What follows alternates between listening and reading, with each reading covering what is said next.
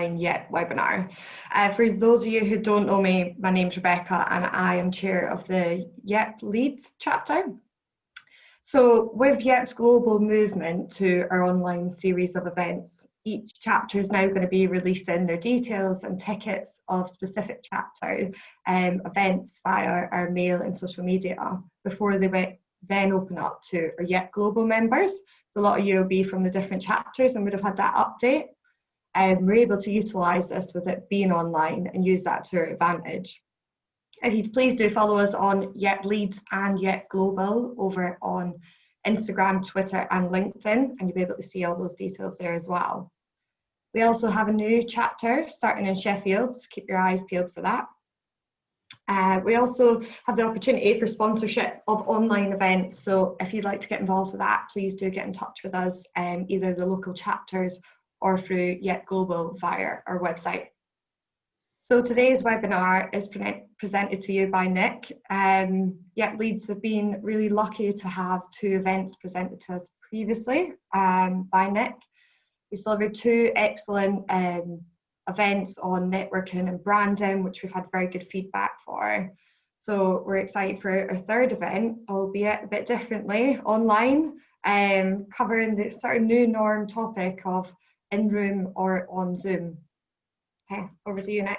That's okay, no problem. Well, yeah, it's essentially, I should have called it networking, is it all that really? Because the ball game's changed a little bit, and you know, those who used to enjoy a physical aspect of networking with a glass of wine and some canapes and meeting people have been, you know, finding a very different dynamic. What I'm going to say to all of you is, and I'll only say it once, is if you can put your cameras on, I'd like you to do so. You would not go networking in a room with a bag over your head. So unless you've got some real issues about what you look like, or whether you've got bandwidth issues or a dodgy background, then please, please, please, more than half of you at the moment are not on camera, which you wouldn't do in a networking situation. And I can't see the eyes, the whites of the eyes. And if you're not on camera, I'll just pick on you more. So either way, it's just a choice, but please put your cameras on. Everyone, we all know what we look like. We all know what the backgrounds are. We know you've got cats, dogs, kids. It's just the way of the world, okay? I think Rebecca used the phrase, the new norm. I reckon the phrase of the year is unmute bottom left. That's what we've been saying to people all the time on Zoom particularly. So I've got a screen deck. But I'm not going to share all of that because it's boring as hell if you do that. I'm going to nip into it occasionally when I need a visual. There's a little video I want to show you. But I'm going to go through kind of the screen deck for me to keep me on track. You'll get a copy of it at the end, so you don't need to make a note of absolutely everything. But I'm going to start with, it doesn't matter whether we're going online or we're going physical networking. I'm going to start with a few things that are common to both, okay? So the first thing is strategy. Should I bother? Should I attend? Do any of you have a decision-making process when you get invited to something? You know, whether it was before lockdown and you could go physically, whether it's post-lockdown and it's a networking event. How many of you have got a thought process or a strategy or a, you know, looking at should I or shouldn't I? How many of you got that? Anyone? It's going to be great if you don't volunteer, by the way. If literally none of you have got a strategy, that means you'll all go to the opening of a bottle of wine or an envelope. And I suspect some of you might be that person. I suspect some of you might think, yeah, why not? Hey, I've been invited out. And, you know, that might be the case. So if you haven't got one, I'm going to talk to you about what you might want to think about when it comes to should I attend or not. There's 3 things you want to think about, which are logistics. The first one is, whereabouts is the event physically? So is it online and does that suit me?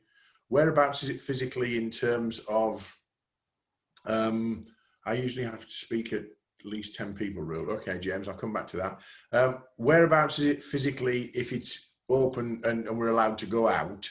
Because that might be a distinct advantage or disadvantage. So we start with the where. Then the second one is the when. Put your hands up, and those who are not on video, there's a little reactions button in the bottom of your tray. Thumb up or hands up if you're a morning person, naturally lively and ebullient and friendly and whatever in the morning. Lucky you're not many, oh, maybe half, okay. So, okay, if you're a morning person, that means you're going to be really annoying on a morning like me which means that you're wide awake, full of beans and ready for the day. Put your hands up if you're not. Put your hands up if a morning person is the exact opposite of you. Okay, so I'll pick on Grace first. Grace, if you were invited to a networking event at 7 o'clock in the morning, are you likely to be at your natural best at 7 o'clock in the morning? Not a chance. Not until you've injected coffee through your eyeballs or whatever. Okay. Yeah, literally. Thank you. So when is quite an important factor. If you're not going to represent yourself particularly well, if it doesn't fit into your body clock, you ask about where it is. The second one is when. The third one is how. And the question of how means, how does this networking event that I've been invited to work? What's expected of me as a potential attendee? Is it passive? Is it active? Is it everyone gets a 5-minute presentation? Do I have to have an elevator pitch? How does it work? Because I've been to lots of networking events and run lots of networking events where people turn up blind. And when you say to them, oh, by the way, you all get a chance to do a 2-minute presentation, you can see the sort of face drop and think, no one told me. And then it's that kind of worst scenario. And what you're going to do is completely and utterly ruin your professionalism by bumbling through some kind of made up random stuff because you haven't got a presentation ready. So the logistical considerations, where is it, when is it, and how does it work? They're easy. The last three, which follow on the same theme, are what I call emotional considerations. Why should I go? Why should I bother? What in terms of why should I go? Because I'm trying to build relationships, because I haven't done any networking for a while, because I really like the people, but it's an emotional decision. It's not practical, it's just emotional. Next one emotionally is, what am I going to do, and what am I going to present, and what am I going to say? It's getting yourself ready, mentally prepared for, what am I letting myself in for in terms of my emotional commitment to the event. And the last one, which you're going to lead on to shortly, is the who. Who's going to be there? Who's going to be in the room? I've been networking for about 100 years, as my children would say. And, I'm active, but I'm really selectively active, because there's so many networks that you go to where the people in the room are full of people trying to sell you something. And, they're just inappropriately kind of very in your face and direct and don't really understand the dynamics of it. So I look at the who and say, is anybody in here I'd like to meet, build a relationship, start, exploring, potentially working with? And that comes down to a plan in advance, because when it comes to your people strategy, you've got to say, how many, Rebecca, did you send out the delegate list to people in advance of today? Yes. Okay, so when did you send that? Yesterday? Yesterday, yeah. Okay. Anyone want to put the thumb up and tell me that you've looked at it and done a bit of prep on it? Anyone done any? Oh, James, we're in the presence of greatness. We're in the presence of greatness, James Curtis. What have you done with it? You can tell people, even if they're on the call. What have you done with it, James, that list that came through yesterday? To be honest, I didn't have much time, so I looked at it, saw if there was any names of either people or who I recognised or where they worked that I recognised. I didn't get to do much further than that, although I would have done.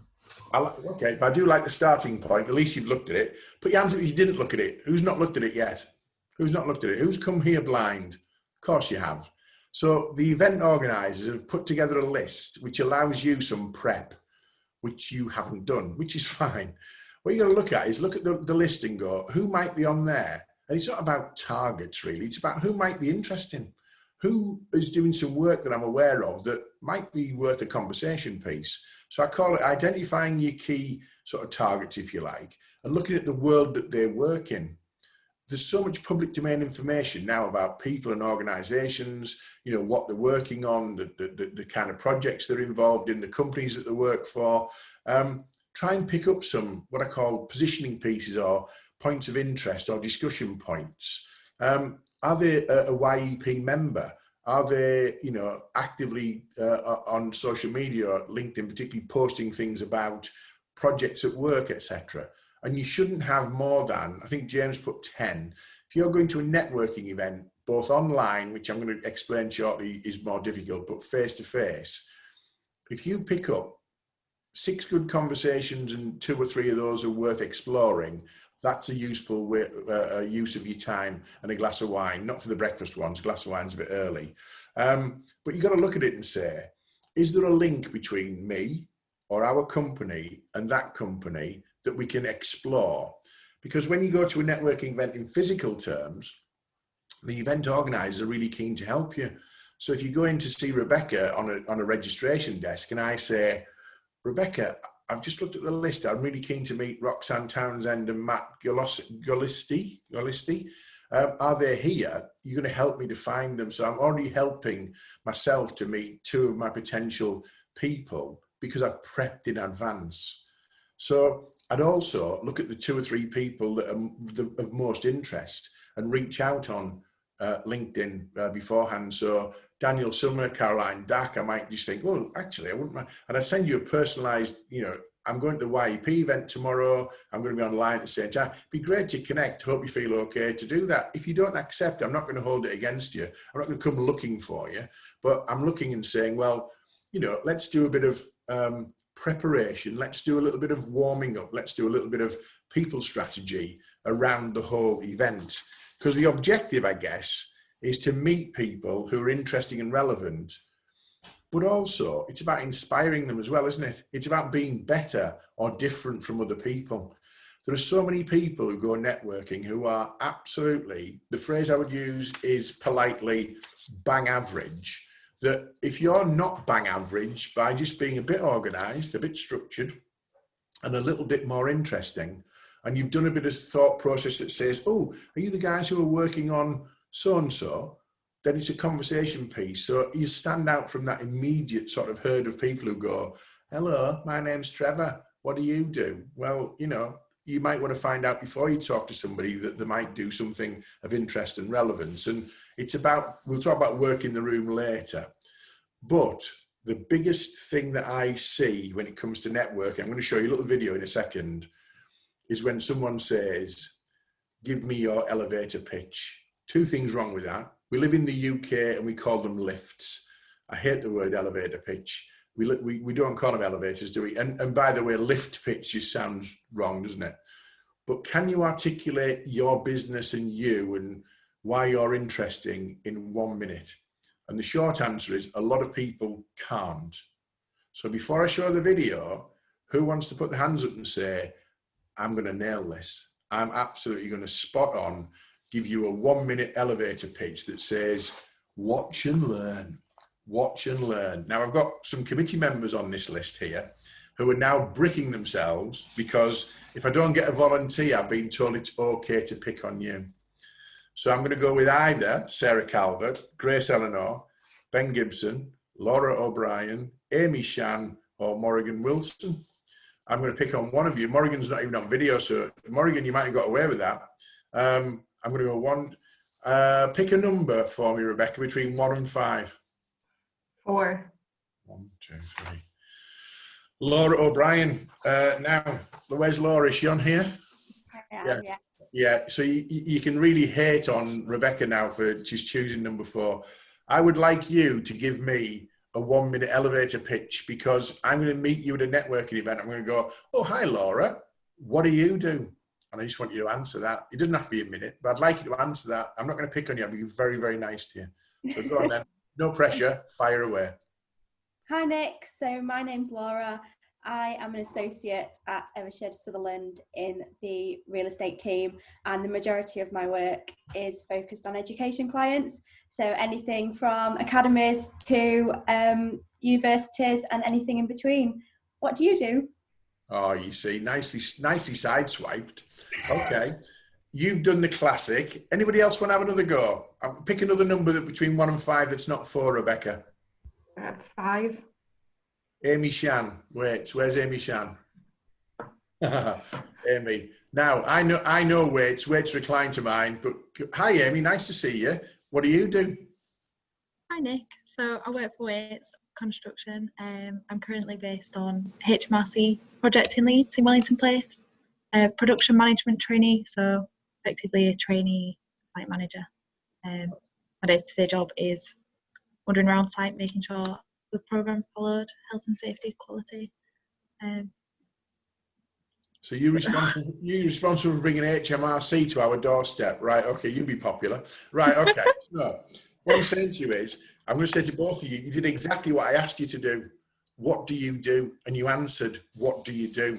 I'm going to show you a little video that shows you that that might not be necessarily the best way of doing it, because everybody does the same. So if you're in a networking situation, particularly in a room or a Zoom where there are lots and lots of people, then unfortunately you're going to be one of 17 people who go, yeah, let me tell you about what we do and who we are. So I'm going to show you this little video, and it's basically about how to articulate a memorable pitch. So whether you call it a 1 minute, an elevator pitch or whatever, I'm just going to show you this video. It's 3 minutes, but it gets the message right across, okay?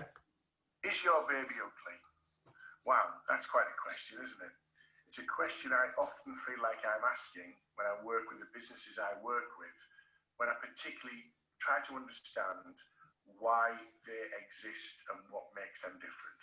So I will work with an organisation, I'll go in to see them, I'll say, tell me about your business. Invariably, they will come up with the same old story that everybody else comes up with. They'll say, we make this product.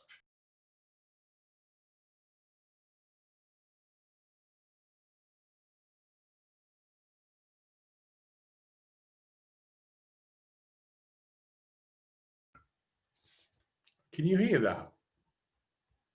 Why is it? No. Why is that not?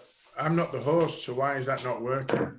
And what I say, can you hear it now? Wow, Yeah. that's a question, isn't it? It's a question I often feel like I'm asking when I work with the businesses I work with, when I particularly try to understand why they exist and what makes them different. So I will work with an organisation, I'll go in to see them, I'll say, tell me about your business.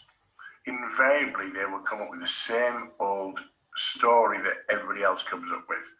They'll say, we make this product, we are great at this service, we are fantastically knowledgeable, we are capable, technically gifted, we know what we're doing, we've been around since 1997, etc., etc.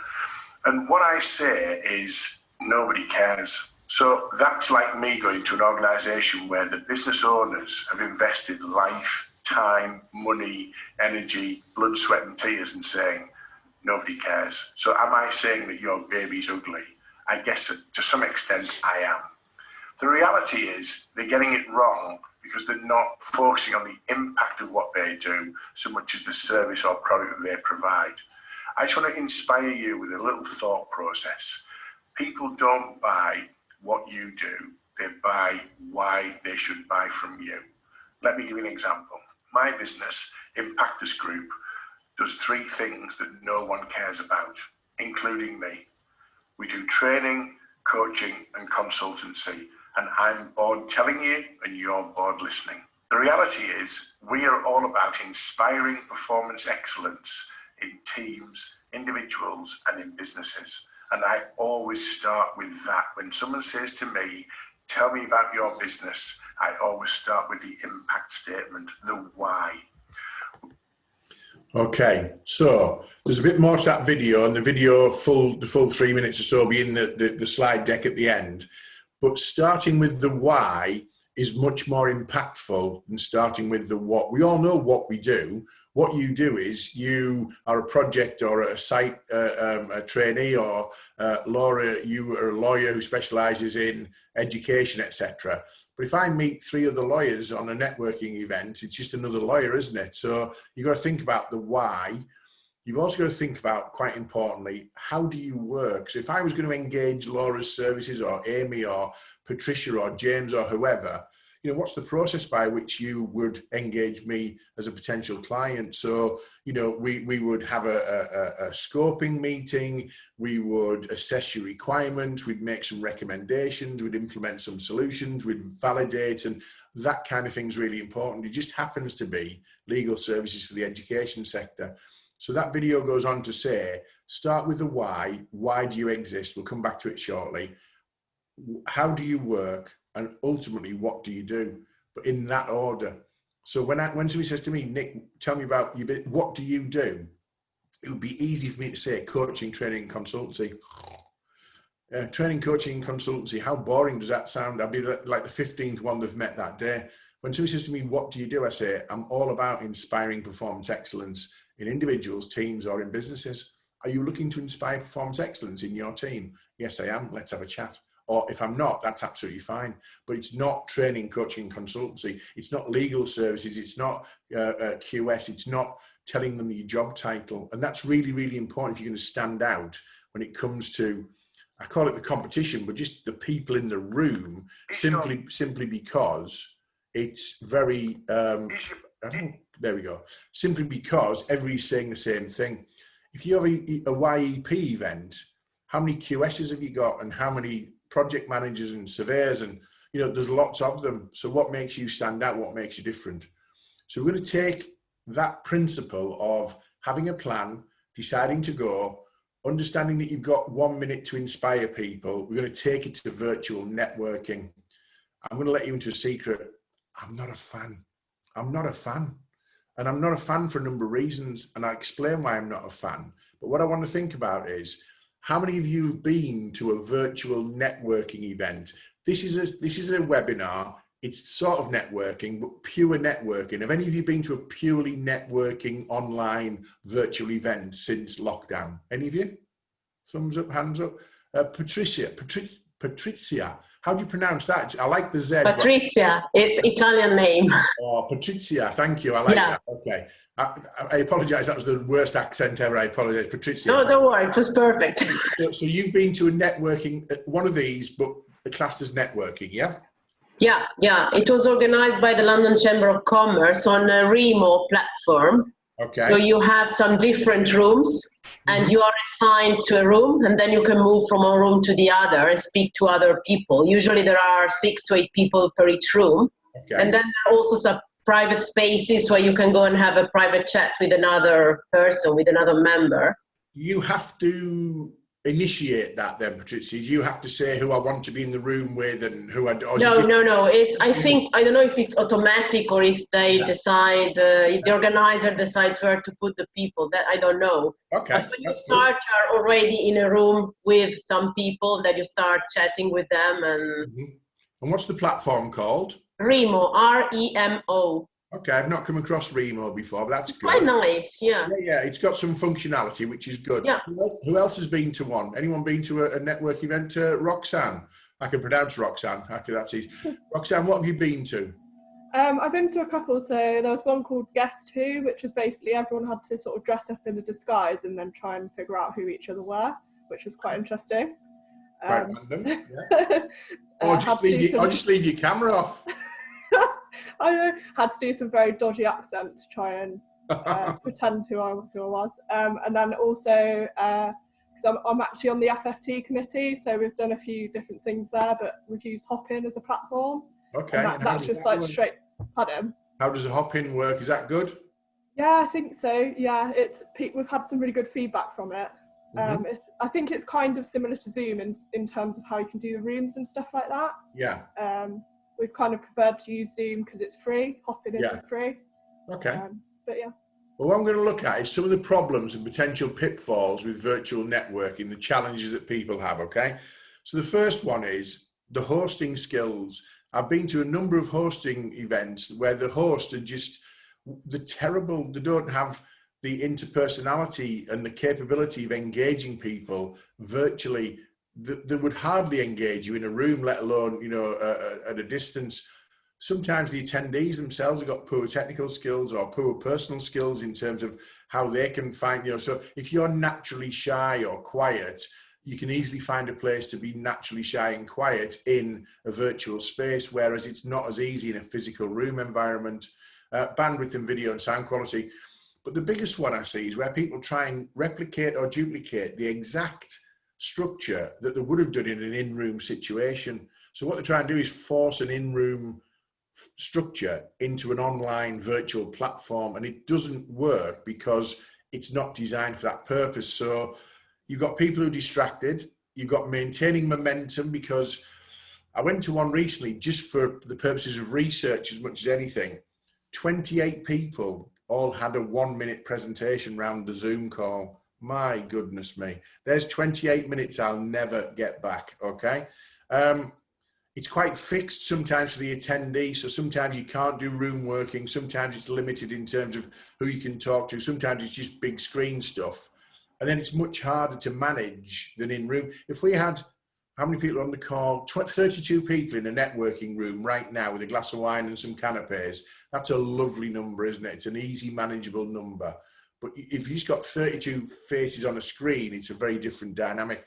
So how do we reckon you can make networking virtually work for you? Because I don't want to go to a virtual network that doesn't deliver. Any ideas on what you can do to get your agenda achieved from a virtual networking? Any thoughts what you could do? Anyone want to unmute and put the hand up and have a go? Grace, you moved at the wrong time there, by the way. If this was an auction, you've just bought a car, but we'll let you off with that. When I'm looking for a volunteer, don't be lifting a glass up or whatever. You'll definitely get picked up.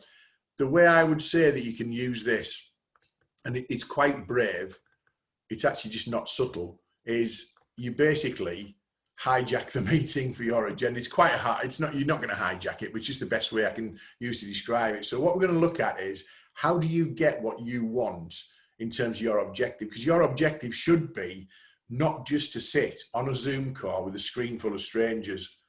You don't want to hear same, back to back to back to back to back, same old pitches. It's not for you. You want to make an impression, you want to be memorable, and you want to be able to create some follow-up potential like you would if you were in a room. So you want to, at least for people to go, I met, Laura or Patricia, and it was a great conversation. It was a great meeting, and I remember her. I remember what she said. I remember how passionate she was. And you want a productive use of your time, because we're all busy. And actually, the last thing you want to think about is, am I enjoying this? Am I bored? And you can sneak out easily on a Zoom, can't you? If you go into a networking event that Rebecca's running in Leeds, I mean, she's from Edinburgh, she's a tough girl. She just mans the door. You're not allowed to leave before a certain time. You've either got to have 2 canapes and a glass of wine and finish the speaker. You're definitely not going early, whereas in Zoom land you can. So I'm going to give you some tips on virtual networking that give you a platform to be different and better and memorable, and give you the platform to do what you would do physically, which is allow you to be kind of engaged and engaging, but also allow follow-up. Okay, so the first one is, fairly obviously, can we find you on a busy Zoom screen? Now, I'm not bothered, I've got navy blue on, but if I was in a Zoom meeting where I was a network delegate, I'll wear one of my networking shirts. I do have networking shirts. My daughter will attest to the fact that I have networking shirts, okay? One of them looks like the boy in the striped pajamas, but you can't miss it. So, it's not particularly fashionable, but it's a Marks and Spencer's best, and it's a boy in the striped pajamas. I'm looking around the room here. Who stands out on this Zoom call right now? Who stands out in this Zoom call right now? Rebecca stands out because she's stood up. That's I don't know where you are stood up, Rebecca, or are you just on a standing desk or whatever. You look like you stood up, Rebecca, which that's okay. Jackson stands out because he looks like he's in the central Leeds with the Danish flag behind him because he's got a backdrop. But there is the slight challenge of the quality of the background filter. But everybody looks pretty much the same. I'm glancing around the screens, and we all look pretty much the same on a very small postage stamp of a thumbnail. So clothes can help you to stand out, because I'm looking for someone. I want to be able to find them. And Rebecca might say, oh yeah, Nick's in. He's the guy. You can't miss him. He's wearing a deck chair. So that might be one. Second one is, make sure your screen name includes your business name. So I'm going to have a look. No. Oh, none of you. Okay, brilliant. Well done. Thank you. So I don't know where any of you work. I don't know anything about whether you're the right people to talk to me. I know that Paul and where's she gone? Rebecca work for someone that ends in Ulf. I know it's Wolf, but I don't know what the first bit is. So because you've sort of made the right effort, Paul, but I can only see the Ulf bit, and Rebecca's in front of the, so you work for a Wolf. Yeah, okay, that's fine.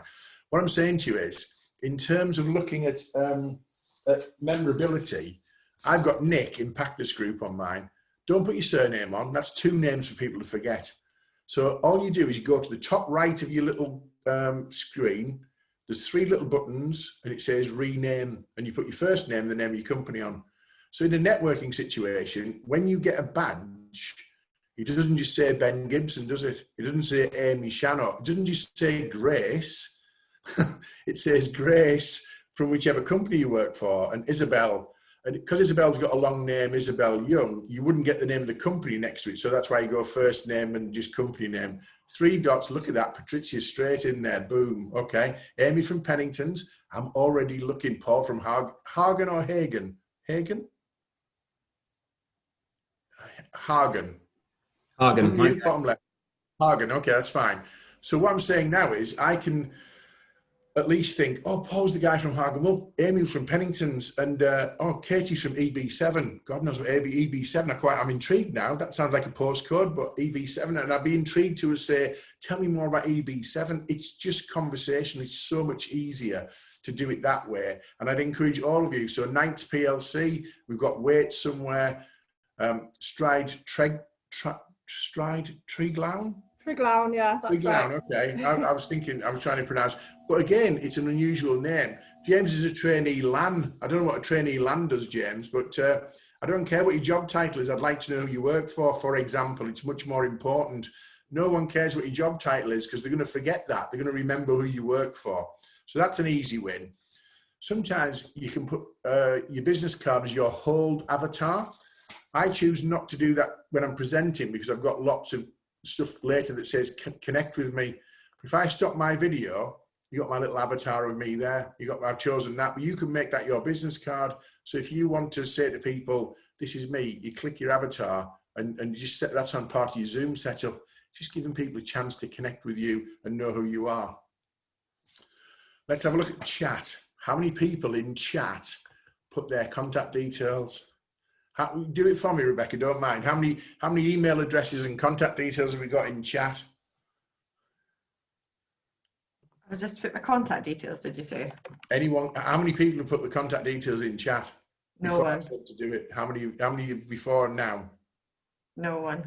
Embarrassing. 31 people on the call. Not one of you has decided that you'd like to be followed up, met, talked about, engaged with using your chat function with your email and your phone number, okay? And the reason for doing that is at the end of this session, before it goes, thank you, off we go, is you go into chat and you copy and paste it into a Word document and you've got all the contact details of people that you want or might want to follow up.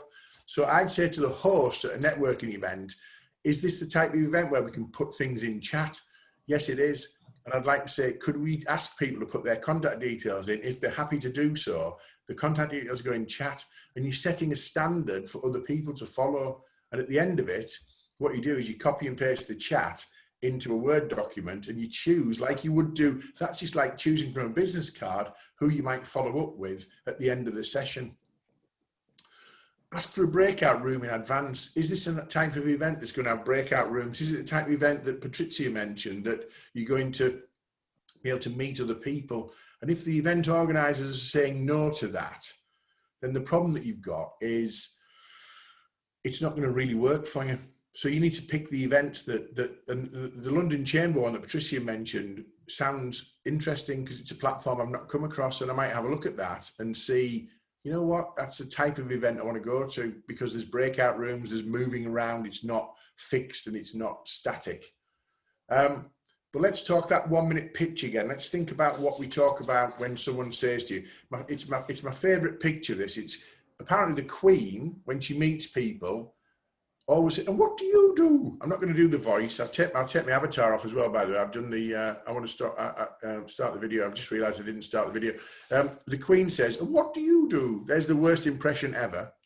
But in response to that, what do you do? How do you make it memorable in a networking virtual situation? Anyone got any ideas? How can you make, I've picked on, I'm not going to get any more. So Amy's done one. You've moved around the room, so I don't know where you've gone. Who else did the other one?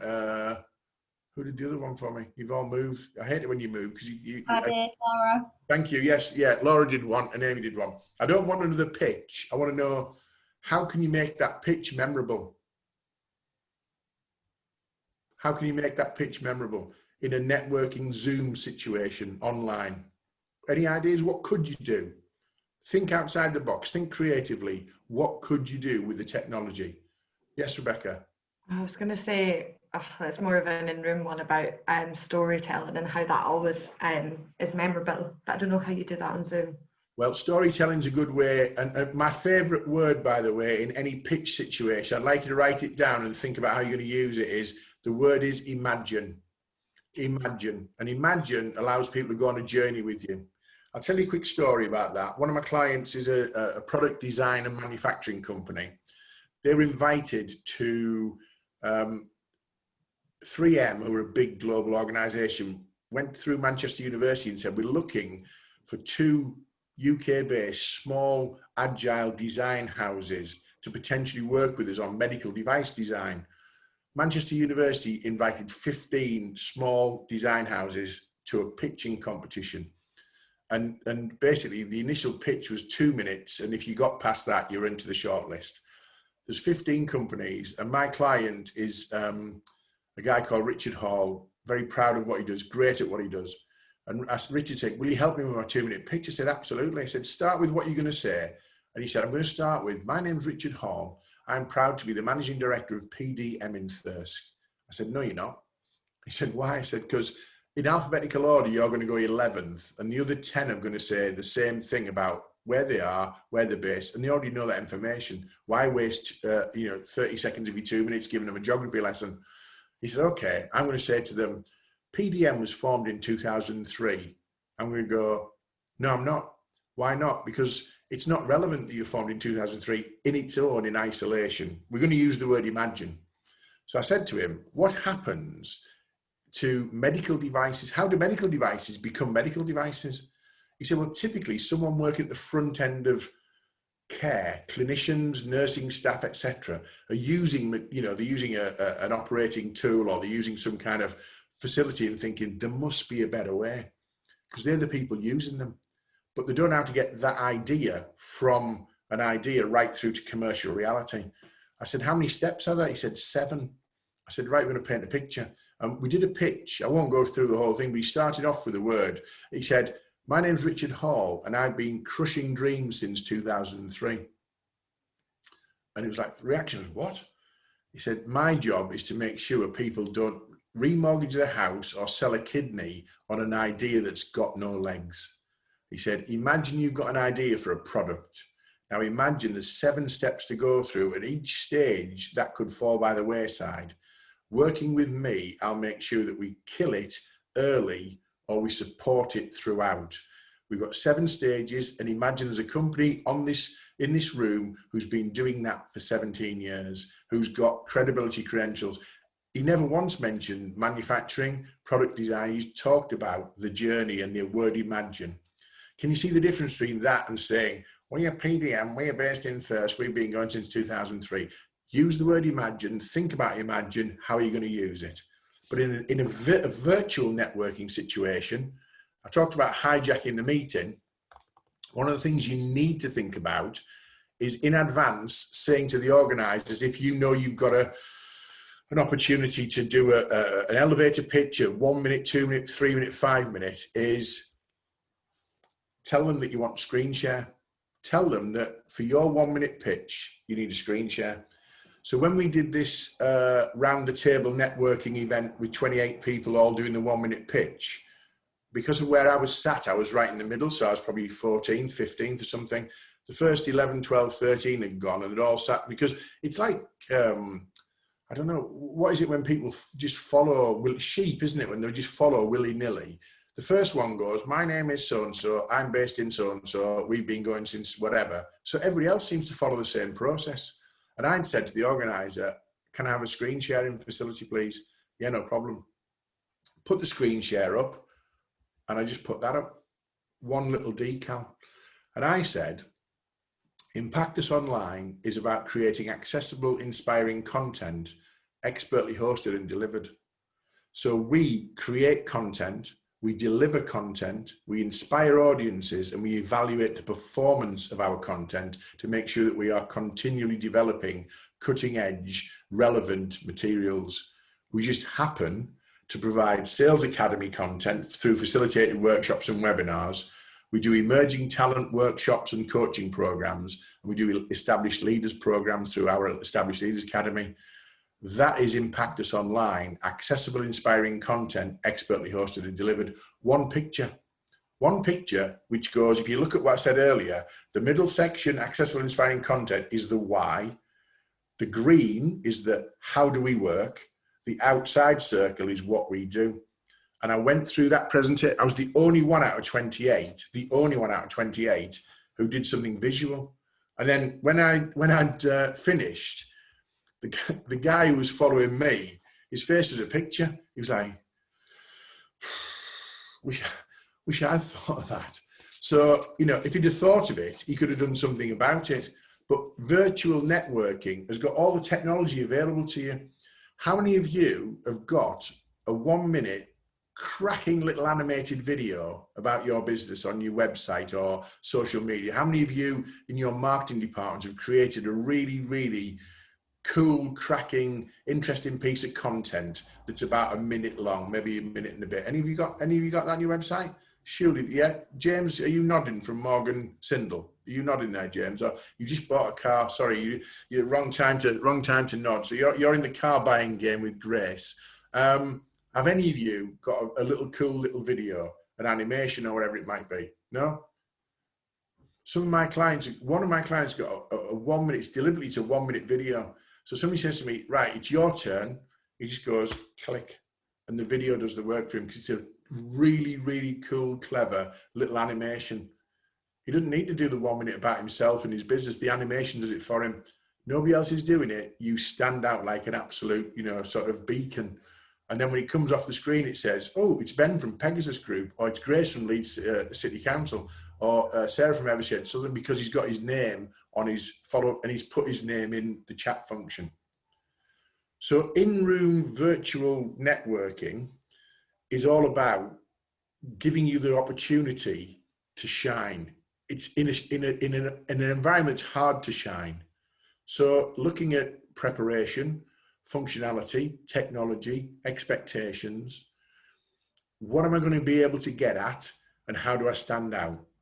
So whether it's your clothes, whether it's your pitch, whether it's the visualization, or how do you do it, but you can't just turn up and expect to be different if you've not done any prep for it. So that's the online virtual stuff.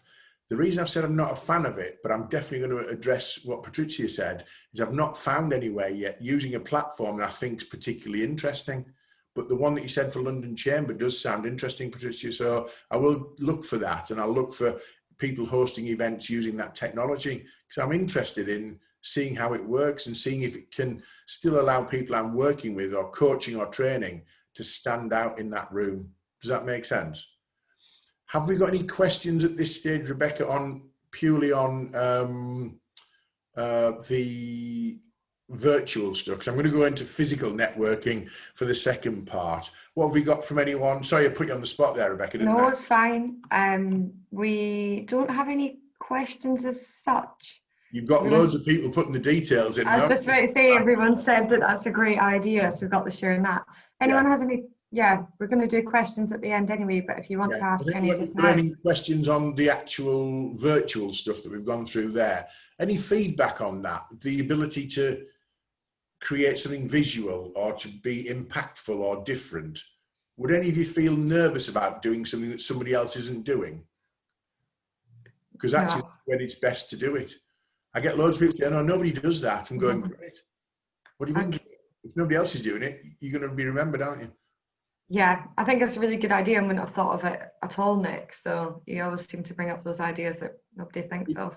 It just comes from a bit of prep. You need to talk to the organiser and say, what format we're using. And if you Zoom, you say, right, can we have shared access for the screen, please? If they say why, say because I want to do my 1 minute in a different way. I was doing a pitching competition a while ago, and I went last, and it was for EY in London for one of my clients.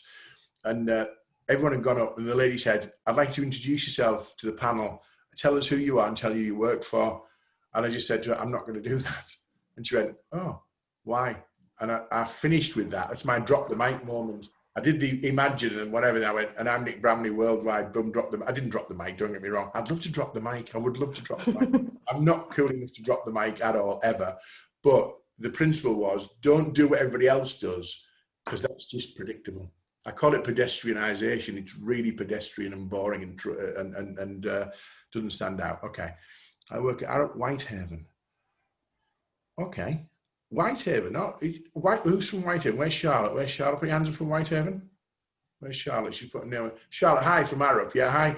I'm gonna back Whitehaven. It's nicer than people think, Whitehaven, isn't it? It's absolutely beautiful. It's a beautiful Georgian town.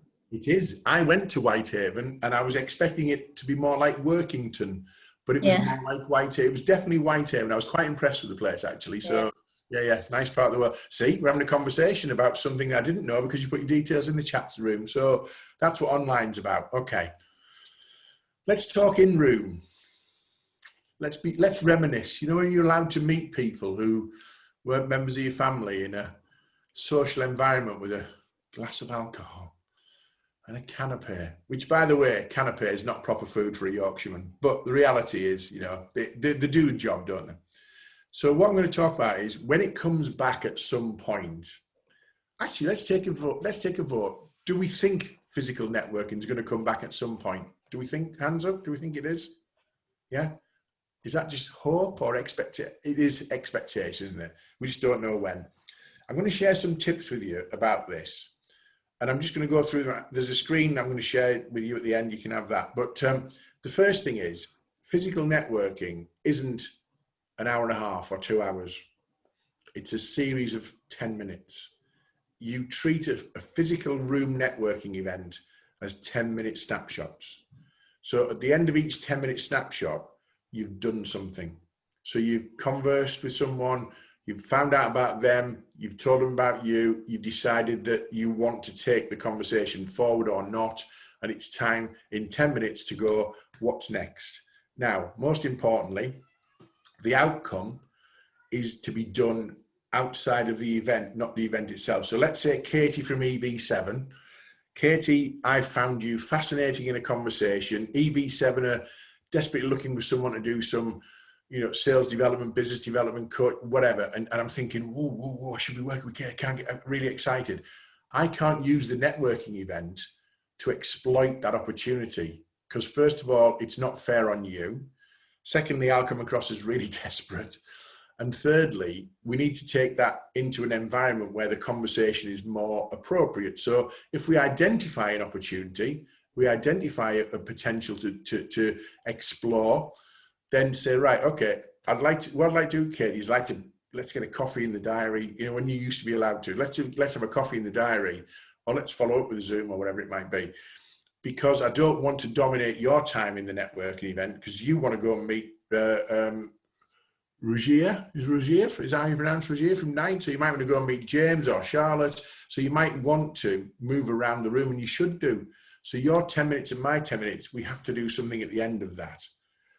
The other thing I'd say to you is put your thumbs up if you're not on the screen, and put your thumb up if you are on screen, if you would have any level of nerves or apprehension going into a room full of strangers for the first time. Put your hands up if you would have some level of nerves, anxiety or apprehension. Come on, be honest, okay? Vast majority of you. That's good, okay? That's good. Not really. Whose fault is that? Whose fault? Who are we going to blame? Who are we going to blame? Amy, who are we going to blame? If you're nervous, who are we going to blame? Unmute for me, Amy from Pennington's. Sorry, there's two Amy's. I wasn't sure which one. Yeah, that's fine. Yeah, Amy from Pennington. See, now I know you're from Pennington's. I go, Amy Pennington's Manchester. I can do that because your name's there. Who am I going to blame for the fact that you might be nervous? Probably yourself. Nope. I'm going to blame your parents. Now, I'm going to blame your parents, which is easy to do. Have any of you got kids? Put your hands up. Any of you got kids? You're all a young audience, aren't you? Okay, Johannes? Johannes, how old are your children, Johannes? My daughter is 14 months old. Oh, a bit young, but that's okay. When they get to 3 and 4 and 5, what do we tell them about strangers? We're definitely warn her to be careful and not get into anybody's car and beware of strangers. But I see where you're going to. Don't talk to strangers. Stranger danger. It's drummed into us from a young age. I did this at an international conference, right? And I said, what do you say to your children about strangers? And a German guy said, be kind. I was thinking, that's the weirdest answer I've ever had. Be kind to a stranger. Oh, your van looks nice while he's kidnapping me. That's a nice, oh, your van's really clean, lovely. Be kind to, it's be aware of strangers, stranger danger. So when you go into a networking situation, you've had years of being a little child saying, strangers, danger, don't talk to strangers. And then you're forced into a room with 60 people and go, this will work. So it's quite natural for you to be nervous, apprehensive, anxious in some way, shape or form. Why is that a good thing? Why is it a good thing? Any ideas? Who wants to share with me? Come on. If you don't share, I'm going to pick on you. Because it means you care. It means you care. That's right. That's one thing. What else though? How many people put their hand up? 90% of people put their hand up and said they've got some level of nerves or anxiety. One of the things that people are nervous about is no one will want to talk to me. What if no one wants to talk? What if I'm stood on my own? What if no one cares? What if people are rude? Everyone thinks the same. So if I approach Ben from Pegasus, I say, Ben, do you mind if I join you? He's on his own, right? Chances of being nervous are pretty high, 90%. So if I go, Ben, do you mind if I join you? The chance of him going, actually, Nick, I'd rather not. I'd rather stand on my own, being nervous and apprehensive, a nil. I can't remember the last time someone rejected an approach at a networking event, particularly at the start when they're on their own. Hi, I'm nervous and apprehensive, but I'd rather you didn't join me. I'd rather stay nervous and apprehensive on my own, like in the glare of publicity. So don't worry about being nervous and apprehensive. I don't want you to put your hand up. It's a weird question to ask this. If you're shy, put your hand up. That's a counterintuitive question, isn't it? If you're shy, stand up and put your hand up. If you're shy or naturally reserved, that's absolutely fine, by the way. Some really good networkers have got some natural sort of shyness or, you know, a bit of apprehension in that kind of environment. But I would encourage you to embrace that. People like people. So if your natural instincts are to be a bit shy, just embrace it. I don't know if you are. Charlotte from Arup. So you go into a network event, Charlotte, and say, oh, I'm a bit nervous. It's quite, you know, nerve-wracking. I embrace it. No one's going to go, you're rubbish at this, aren't you? No one's going to judge you. Most people are going to go, oh yeah, it's hard work, it is nerve-wracking, and they're going to embrace that and you. So embrace your natural instincts, unless your natural instincts are to be something of a dick, okay? So if your natural instincts are to be the loudest person in the room, that you're remembered for being the guy or the lady that people just go, oh my goodness, okay? If you are you're too young to watch the Fast Show, but you might see there's been loads of repeats of the Fast Show. The annoying office character who comes in, don't embrace those instincts. Tone it down a bit. Be aware, self-aware, be what you are, okay? If you're confident, you're confident. But if you're nervous and shy and apprehensive, let people know. People will embrace you and embrace that on that basis, okay? Be respectful of others. It's really important. I was at a networking event a number of years ago, talking to a lady. So there's myself and her having a conversation. She's a really good friend of mine now, but she just set up a business about 6 or 7 years ago. We're at this event in Leeds, chatting away. She'd only been going 3 months. And I said to her, you know, tell me a bit about your business. She said, I've just set up this new HR business. So I've come out of corporate HR and I'm really quite nervous about have I done the right thing. And I knew lots of people. We were having a really good chat. And I really liked her. She was good fun. And this guy came out of nowhere, boom, just like straight in. He went, so what do you do? So I said, well, actually, I like to finish conversation before inviting boorish people to join us. He didn't get sarcasm or irony or any of that. He went, I'm not with you. I said, no, sure you're not. Anyway, he said, so tell me what you do. So I told him what I did. And he said, what do you do? And Claire said, I've just set up a HR consultancy in Leeds. He went, well, you better stop doing that. That was his opening line. I went, Bye, you're good at this, aren't you? Bye, you're good at this. And he said, I said, why should she? He said, I run the biggest one in Leeds. I don't like competition. I said, well, if you're as good at networking as you are at running your business, I said, she'd be buying you out by Christmas. And we just turned our backs gently on him and moved it. Don't be that person. It's about being respectful. So the first thing is getting off to a good start is approach someone on their own. Ben's on his own, Jackson's on his own, Matt's on his own, Laura's on her own. You're looking around a networking room. What you're not going to do is walk in and go, there's a group of 6 there. Let's crack into that. It's not going to be your starting point. And for most people, you're going to go, oh, there's 6 over there. Let's dive in. You're going to go, let's pick around the room people who might be, you know, Charlotte's got a glass of wine just arrived. Phil's got a glass of wine, just getting his badges and whatever. Talk to someone on their own, first of all. Do you mind if I join you? A dead easy question. That's the other thing. Don't put them on the back foot. Don't ask them anything hard. So you don't go, hi, my name's Nick. What's the capital of Bolivia? You go, hi, my name's Nick. Do you mind if I join you? Dead easy question. That's fine. Please do. What you've got to do then is, at some stage in the networking situation, you're going to find that people are paired up. The later you get there, the more the room is, the dynamics have changed because there's not many people on their own. There's pairs and groups, etc. James, you nodded to that from Western Homes. Yeah, you recognise that situation, okay? Get there earlier and it fills up behind you. That's the other thing I would say, because it's not as nerve-wracking going into a room with 6 people that's going to be 60 than going into the room that's already got 60 in there. But when they're paired up, what you've got to look for, and I physically do this in the room, in a networking room, I say, 2 people stand up and have a conversation. And what happens is, they stand like this, okay? That's the angle they stand at. They usually stand at about, I don't even know what that is, probably 160 degrees. I don't think any people who are surveyors or whatever, they'll probably go, that's wrong. But I call them an open pair. So basically, 2 people stand there. I don't ask them to stand in any particular way. Stand as if you're having a chat at a networking event. They rarely stand like that. They rarely stand shoulder to shoulder, face to face. Most people stand like that. What you're looking for, you're looking for that. From this angle, this person's saying, I am in conversation with James from Morgan Sindall, and he and I are having a chat, but it's okay to come and join us. From this angle or this angle, we're both saying the same thing. Most pairs are open. Look for an open pair. Look for people who are saying, we are chatting, but we're welcoming. And what you've got to do is just approach the person and say, do you mind if I join you? Hope you don't mind, and sort of apologetically. Then what you mustn't do is then bull in and say, anyway, never mind what you were talking about. I'm here now. Polite, respect, just look for the pair. When it's bigger groups, it's usually because the room has forced them together.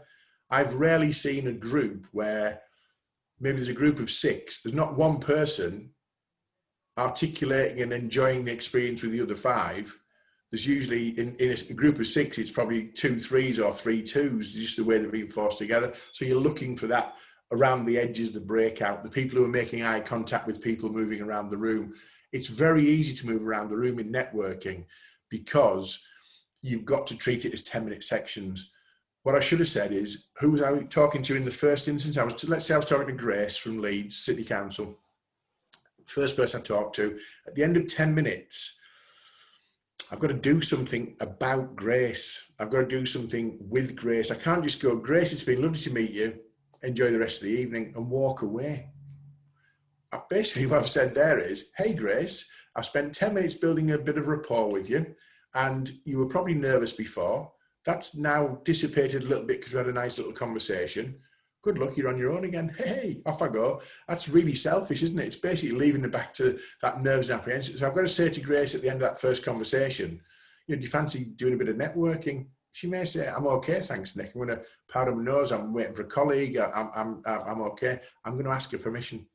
And she might say, yeah, I'd love to. So I'm looking around the room for somebody on their own. I'll say, do you mind if we join you? I'm Nick, this is Grace, and we'll have a conversation. I'll stay in that conversation. I call that parking because I'm going to stay in the conversation. And we're going to have a 3-way conversation. At the end of the conversation, I don't take the other 2 with me. And at the end of the third one, at the end of the night, I don't want to conga. We haven't got 8 people in a line who are following me to the next person. It's just, you just leave someone better than they were. One on their own becomes 2 people, and you leave the 2 people at the end of the conversation in a polite manner. Or you can dump them. I do like a dumping. Dumping's fun. So, Grace, really boring. You're not really. Grace is really boring, but I want to be polite, and I know Rebecca really well. But I need to get rid of Grace. So I'll go, Grace, do you fancy going to networking? She, yeah, we'll do a bit of networking, no problem. So Grace and I move around. I look for Rebecca. I go, Rebecca, this is Grace. You 2 should know each other. Allsops, Leeds, Grace, Leeds City Council. I know you know everybody in the room, Rebecca. I'd love to leave Grace in your capable hands if that's okay. And you go, no problem. And Grace thinks, oh, nice guy. I'm walking away going, dumped, Grace. I'm not staying. So parking's where you stay, dumping's where you leave. If you get good at networking in a room, find people you can have some fun dumping on. It's great fun. It just adds a little frisson to the event, okay? I've got 4 or 5 people in the Yorkshire area go networking, and we look for the most boring person to dump on them. It just adds a little bit of interest to the event, really. So parking and dumping, moving around the room, etc. How many of you on LinkedIn, and how many of you got LinkedIn on your phone? Put your hands up if you got the LinkedIn app on your phone. Okay, quite a lot of you. Have you used the people finder on your LinkedIn on your phone? Have you used the people finder? So you know what that is, with the two little characters at the bottom of the plus. If you're in a room with people at a networking event, at the bottom of where it says network, there's 2 little blue characters with a plus next to them, little silhouettes. And you just click on that and it'll tell you everybody else in the room who's on LinkedIn, who's switched on their Bluetooth. I'm assuming it's Bluetooth. And you can then decide to connect with them. Oh, Laura's here from Evershed. Oh, Jack's here from Pal Frishman. Oh, Caroline's here. Caroline Daco. I don't know where she works because she didn't change her name. I'm only joking, Caroline. I'm just for fun. So use the technology, because you've also got them as a network follow-up, but you can also look and go, oh, right, I definitely need to talk to him. I definitely need to see them. So the technology will help you on that basis. So I'm going to finish with some do's and don'ts of in-room networking, okay? Don't get stuck. And it's about parking and dumping, as I've said, and moving around. But I'm going to ask any of the ladies, have you ever been to a networking event where you felt it just felt uncomfortable, it just didn't feel great, you felt a bit kind of cornered and people invading your personal space? Laura, did you nod there? Did you just buy a Vauxhall Astra? I don't know if you were a bit like Grace buying a car. You know what I mean? Where it just doesn't feel comfortable. Does that make sense? You've been, it's either personal space, somebody, or they've just been a bit sort of boorish. You owe them nothing. You don't take them anywhere with you. You don't go, hey, that's been a terrible 10 minutes. Would you like to extend that by coming and have another terrible 10 minutes somewhere else? You don't have to give anyone any credit if you don't feel sort of good on that basis. But learn how to not get stuck. Next thing is, I mentioned get there early. If you're nervous, 60 people in a room with the noise and the clink of glasses and the hubbub, it's like, oh. If you get there early, you might be on the first 4 or 5 there. The next time you look around, there's 50, 60 people in the room, but it's filled up behind you, and it's nowhere near as gut-wrenching or worrying for people who are particularly sort of that way inclined, really. Don't rush off. That's the other one. What if you meet, I don't know who Dave Bebb is, I don't know Selena Reyes and Jack Godbold, but if they're the best 3 people in my life ever for me to do development for my business, and then Dave says to me, do you want to stick around and have a coffee, Nick? And I go, I'm sorry, Dave, I had to bomb off because I've double dated my diary. If you've got a networking event, just allow a bit of buffer time at the end, just in case you meet someone that's worth striking while the iron's hot. They're available, you're available. Let's sit down, have that coffee now. Let's take it to the next level. So many people treat networking as, oh, it says 5:30 till 6:15. So I'll get there at 5:29 and I'll leave at 6:16. Okay, I get that you're busy, but what about the buffer zones around it? What about the bit before? What about the bit after? Take something with you that's memorable. Now, I talk about videos and stuff. I've got a little video that I use, and I've got it's on my phone. So sometimes I'll say to people say, tell me a bit about the work. I'll just show you this little video. A little video, it's 1-minute video on your iPhone. So much more powerful than just listening to me drone on. Little video, have a look at that. Think about the collateral that you can take with you. Think about things that showcase. In fact, I'll show you. Bear with me. I've got he says, yes I have. Don't know if it'll work. That is my circle for my main business, not the online academy. And on the back, and my contact details, so it's like a big business card, but it's one of these where I can say to people, so tell me about your business, Nick, and I'll walk them through the decal and give them that as a follow-up. So it's just slightly different. It's not unusual, but it just stands out from the herd. So many people are so similar to everybody else. See, James from Morgan Sindel, no buffer, James, no buffer on you. I'm only joking. No buffer on your timing, but nice to see you, James. Thank you. Remember the why, how, and what in that order. why do you do business? So who was the lady who's working on the, where's the lady from Waits? Amy. You know, I think one of your why is, so my name's Amy and I'm partly responsible for bringing the HMRC onto our doorstep. That's much more interesting than saying that you're a project, a training project, whatever it was. I can't remember, I apologise, but I can't remember. I definitely remember that you bringing the HMRC to my doorstep. So why do you exist? What are you doing? What are you working on? That kind of thing. Don't overdo your target list. 2 or 3 people, 3 or 4 people. If you meet more, that's great. But actually, it's not about collecting business cards and data. It literally isn't. It's about building relationships. So I might think, I'd like to meet Charlotte from Arup because I really like to work with Arup. I'd like to meet someone from Mills and Reeve and maybe Evershed Sutherland. Anything else is a bonus. And that might be my preparation bit. Does that make sense? So if I was talking to Charlotte, I'm really interested in what you're doing and Whitehaven and all that kind of stuff. When you said, tell me about your business, Nick, I'll say, well, I work with big organisations like Arup and Turner and Townsend and Waits and things. You know, we do this and we talk about that. And you might say, oh, the people you need to speak to in my region or my area. And that's what it's about. If that's a result, if we're talking to Arup properly, rather than thinking I'll collect 75 business cards from people, it's not a business card collection competition. Ask the organisers for help. Rebecca would love to help and Vanessa would love to help. You're running a networking organisation. You want people to network, don't you? So if anyone says, could you point them out to me? Who are these? Could you make an introduction? I'm a bit nervous. I don't know who James from Western Homes is, or, you know, who's Jack from Pell Frischman. And you go, yeah, Jack, I've got a guy or lady who wants to meet you. It's that kind of, you know, if you don't ask, and the organisers often are desperate to help you around the room, really. I put a bit like on Zoom, wear something that stands out.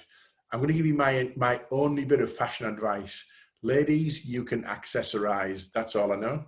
That's me. I'm hardly Gok one, am I? You can accessorize. So in a room, you can stand out with something bright. So you can wear a scarf. I don't even. Let's stop now with the fashion advice. But you can wear something that stands out in a crowd, can't you? So whether it's a wrap, a scarf, a pashmina, is that an Alice band? I only know that because some sad footballers wear them. They shouldn't be wearing Alice bands to play football. But you can wear something that stands out in a room. Fellas, we don't really wear ties very often. James has got a tie on from Western Homes, that's fine, but not many people wear ties. So wear something that might stand out. So, you know, maybe a standout shirt or something of that nature. A couple of other things.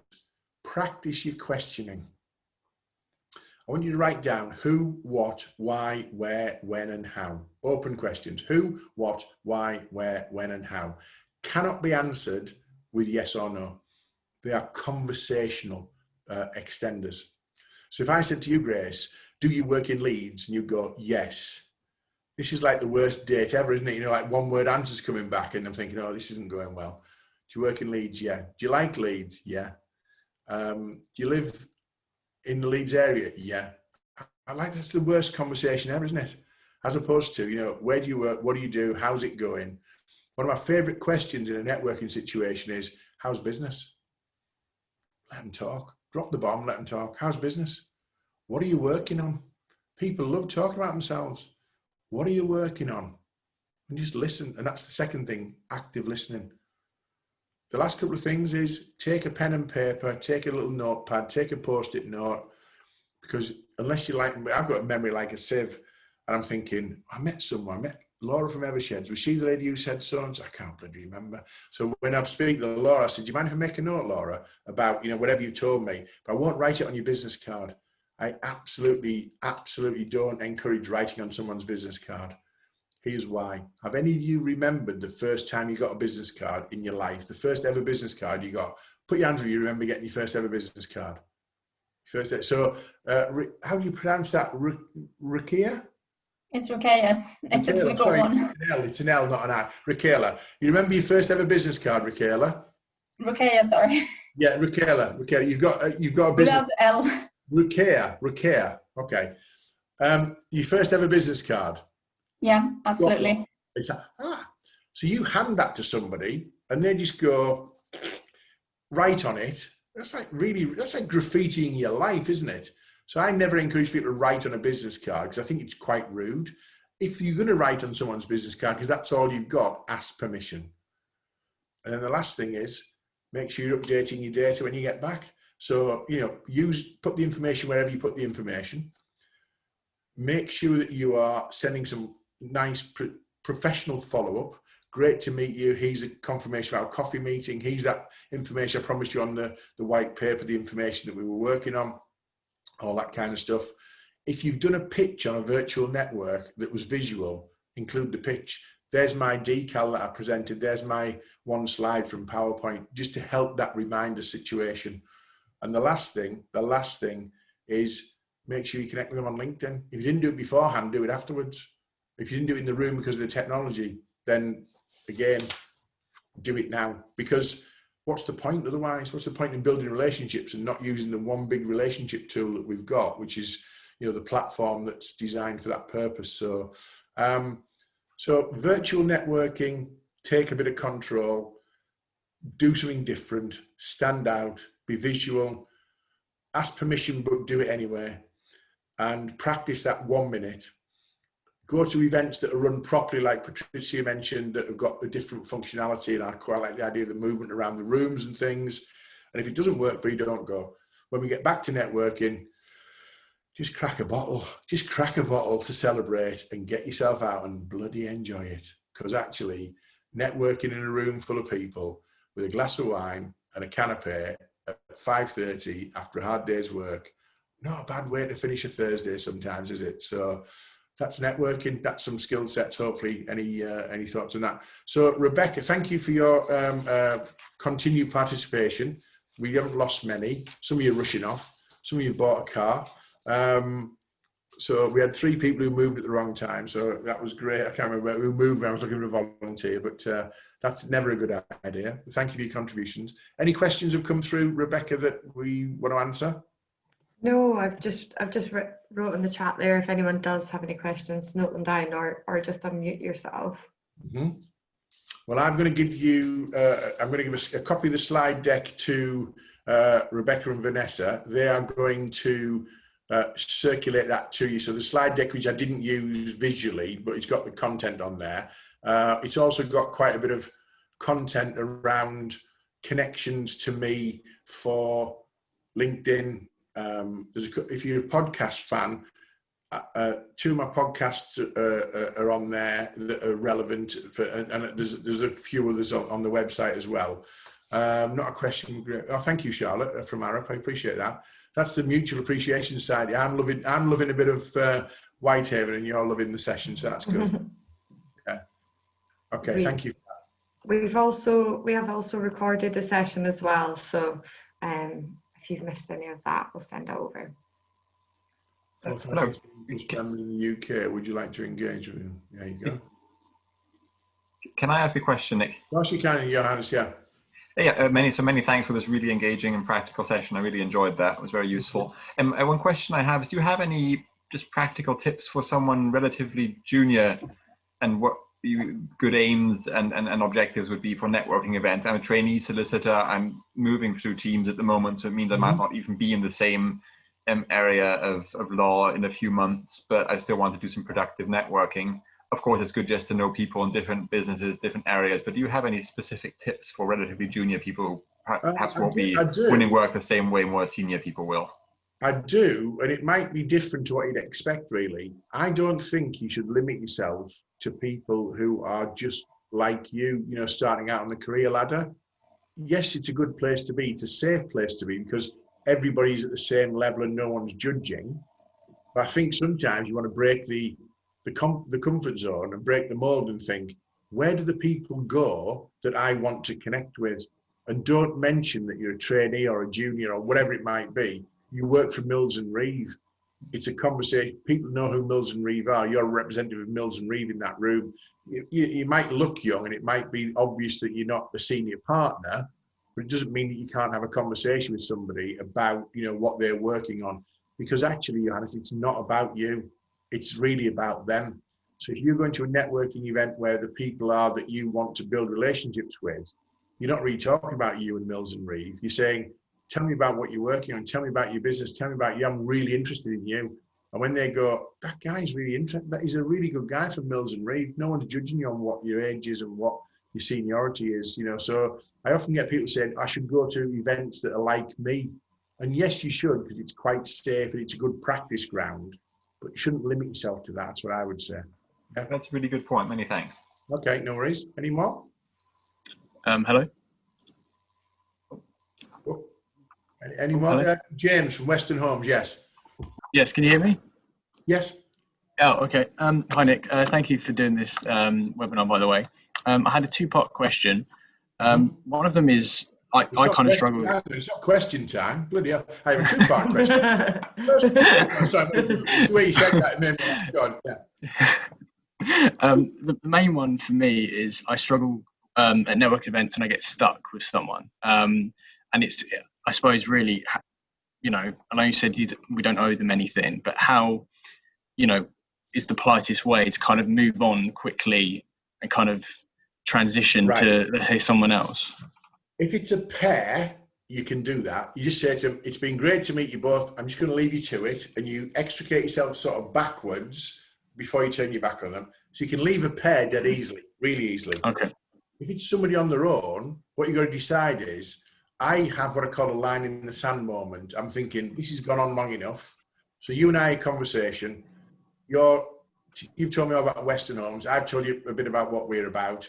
And then we start talking about the weather and football, whatever it might be. I'm thinking, yeah, we need to move on. And I'd say, I'll tell you what, James, you fancy going to meet some people. And if you say no, I've asked. I'll say, well, you know what? I've promised myself I'm going to do a bit of networking. It's been lovely to meet you, but I'm going to do what I came for. I wouldn't say I'm going to do what I came for. In my head, it's been great to talk to you, James. Do you fancy doing a bit of networking? And you might go, yeah, I'd love to. In which case, if you're boring, I'll drop you. If you're not, I'll take you with me and keep you there. But I will then today, you know, I need to put a line in. And I call it, it's almost like I've identified the line. I've got to put my hand out and go, it's been great to meet you, James. Fancy networking? You go, I'm all right, thanks. No problem. I have promised myself I'll do a bit of that. And I've got a couple of people I need to catch up with. Enjoy the rest of the evening. I'm off. So that's the first bit. Second bit with the two people, just say, listen, guys or ladies, it's been fabulous to meet you. And there's my business card. I will catch up with you. You tell them what the outcome is. I'll send you an email. I'll drop you whatever. Or it's been great to meet you. I'll leave you to it because you're not leaving them on their own. That's how I deal with that. What was the second part of your question? Second question really was finding the network events themselves. So I'm a trainee land manager, and networking is very much a part of my job.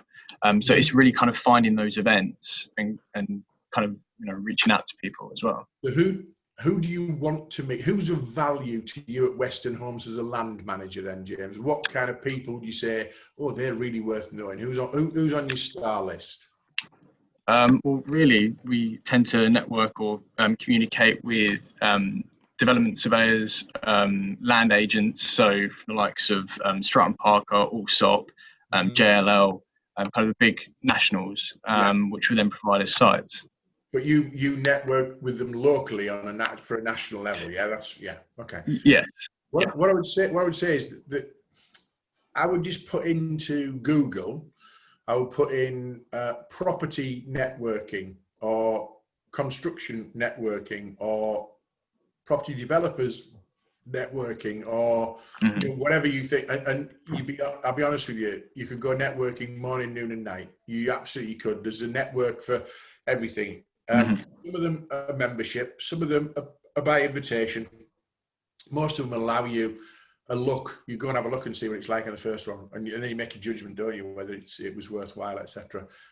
Or the other thing to do is look at the people that you already know who are those in that sweet spot, and just ask them, say, I'm just trying to do a bit more networking as part of my role here at Western.